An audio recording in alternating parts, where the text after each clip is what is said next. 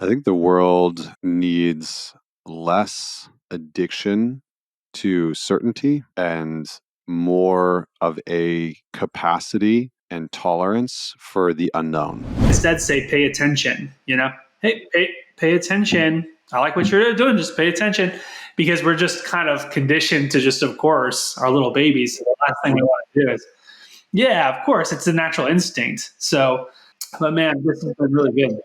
How do you create a partnership under that umbrella? Because if they're, does it matter if like the mom is saying like, be careful, and the dad is saying, pay attention? Or do you try to get in unison with your partner to say the same thing? Or is there like, does that matter? Or? Yeah, I mean, you try and talk about it. My wife and I try and be on the same page in how we want to approach sleep, how we want to approach talking to our son, what discipline looks like. We've even gone so far as to talking about, how do we want to speak to him about social media and drugs, like mushrooms and MDMA and ketamine, which are all becoming very commonplace, even within therapeutic spaces. How do we want to talk to him about sex and porn? I mean, I think the data is like the average boy between 8 and 12 is going to find porn, and it's so we really, as parents, I remember I was speaking to a all boys school in Minnesota, and it was an all boys college prep Catholic military school. And there were 650 boys. And so I talked to them in the morning about transitioning into manhood and what that looks like, and what it looks like to be a man within our modern culture and some of the challenges that come along with it. And I had a slide that just said porn on it. And the boys in the school were between the ages of 10 to graduation, right? So like 17. And so the slide came on, and all of the boys just erupted, right? They just erupted, just like went nuts. Like, woo, yeah, oh, like, they kind of went wild. And I was like, great, we're going to talk about porn. And I said, all the teachers, because it was a 2-level school, right? And all the teachers were up on the top level. And I said, all right, all the teachers, you're going to turn your backs for a moment. So I made all the teachers, all the parents that were there, they all had to turn their back and turn away from the boys. And I said, all right, guys, let's just have a quick conversation. Just take a look around. Notice that none of your parents, none of your teachers are looking, because some of the parents were there. I said, raise your hand if you watch porn.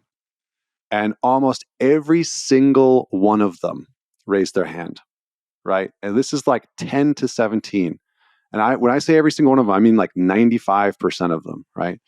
So we have to start to have these conversations with young boys, because the amount of pornographic information that they can have access to is mind-boggling.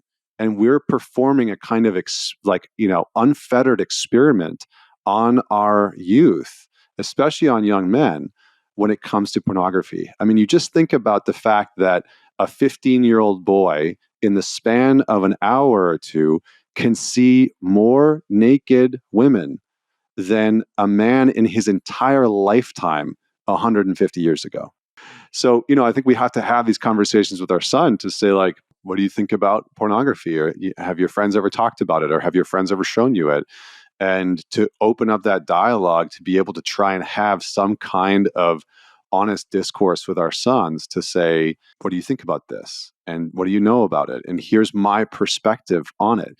To not try and say, like, porn is terrible and don't ever watch it. And you're going to go to hell if you masturbate. And I think that kind of stuff, if and when we do it, can be even more enticing for a young boy who's like, oh, you don't want me to do that? I mean, I've watched my son, even now at 22 months, where I'm like, don't do that. Like, no. And he wants to do it immediately. He's like, oh, you don't want me to do that? I'm going to go get myself into that shit. And so I think we have to, and maybe that's not all kids, right? He's probably got a little bit of his dad in him, in the sense that, that rebel side.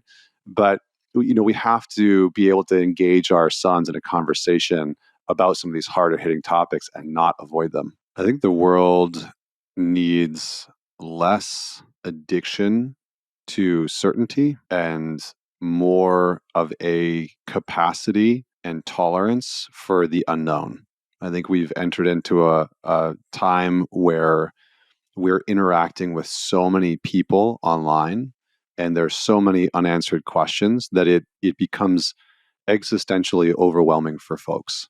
And I think that most of us have not built the nervous systems, built the bodies, built the minds that can actually cope with the amount of uncertainty and unknown that we face on an everyday, in the everyday life.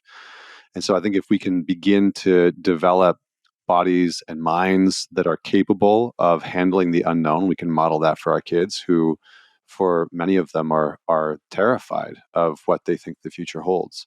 So I think that that's incredibly helpful.